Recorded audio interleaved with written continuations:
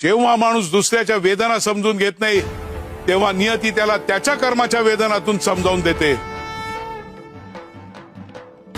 म्हणजे कर्मफळ अटळ आहे.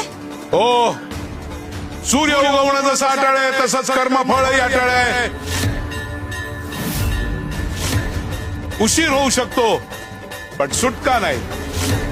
दुसऱ्याच्या रक्ताने रंगलेला हात कितीही धुतला तरी कर्माच्या लेखातून शुद्ध होत नाही.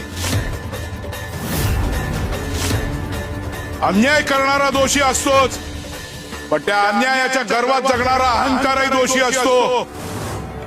जेव्हा पाप मर्यादा ओलांडत तेव्हा न्याय प्रवासाला निघालेला असतो.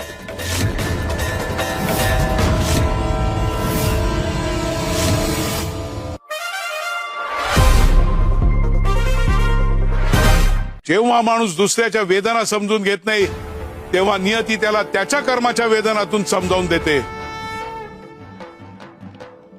म्हणजे कर्मफळ अटळ आहे. हो, सूर्य उगवणं जसं अटळ आहे तसंच कर्मफळही अटळ आहे. उशीर होऊ शकतो पण सुटका नाही.